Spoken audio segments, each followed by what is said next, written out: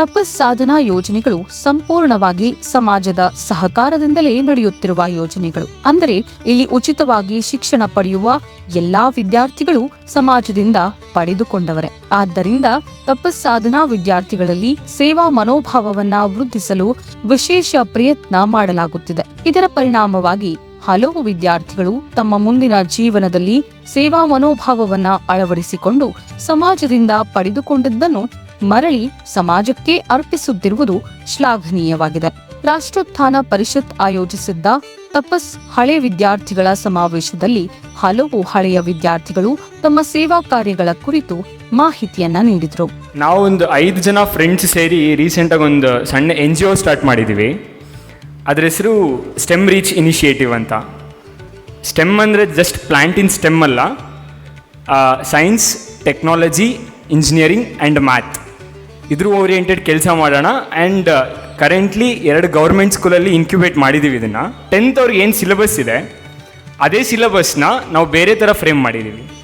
ಇವಾಗ ಹೇಗೆ ಯಾವುದೋ ಇಂಟರ್ನ್ಯಾಷನಲ್ ಸ್ಕೂಲಲ್ಲಿರ್ಬೋದು ಅಥವಾ CBSE ಸ್ಕೂಲಲ್ಲಿರ್ಬೋದು, ಅವ್ರಿಗೆ ಟೆಕ್ನಾಲಜಿಗೆ ಹತ್ತಿರದಲ್ಲಿರ್ತಾರೆ ಅವರು, ಅಂದರೆ ಅವರಿಗೆ ತುಂಬ ಈಸಿಯಾಗಿ ಸಿಗುತ್ತೆ ಏನೇ ಬೇಕಂದ್ರೂ.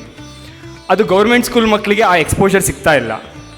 ಸೊ ಆ ಎಕ್ಸ್ಪೋಜರ್ನ ನಾವು ವಾಲಂಟಿಯರಿಂಗ್ ಮುಖಾಂತರ ಹೇಗೆ ಮಾಡ್ಬೋದು ಅಂತ ಡಿಜಿಟಲ್ ಎಜುಕೇಷನ್ ಕೊಡ್ತಾ ಇದ್ದೀವಿ. ಜಸ್ಟ್ ಆನ್ ಎಕ್ಸಾಂಪಲ್, ಆ ಸ್ಕೂಲಲ್ಲಿ ಅಬ್ಬಿಗೆರೆ ಗೌರ್ಮೆಂಟ್ ಸ್ಕೂಲಲ್ಲಿ ಕಳೆದ ವರ್ಷ 10th ರಿಸಲ್ಟ್ ಲೆಸ್ ದೆನ್ 50% ಇತ್ತು, ಅಂದರೆ pass percentage.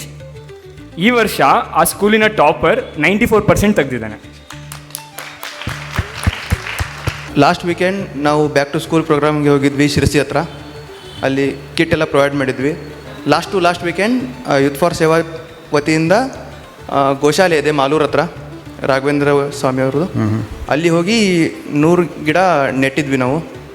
During the college, we had our fest called Incident, and as a part of CSR activity from the fest, there was a wing called iCare. So iCare ಏನು ಮಾಡುತ್ತೆ ಅಂದರೆ, this was student organized fest, so we used to bring up sponsors, funds ಎಲ್ಲ raise ಮಾಡಬೇಕಿತ್ತು.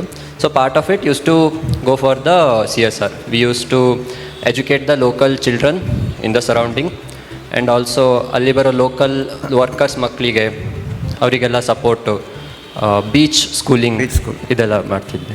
ನನ್ನ school ಮುಂಚಿನ ಥರ ಈಗಿಲ್ಲ, ಅಂದರೆ ಸುತ್ತಮುತ್ತ ಗಿಡ ಎಲ್ಲ ಇರ್ತಿತ್ತು ಮೊದಲೆಲ್ಲ.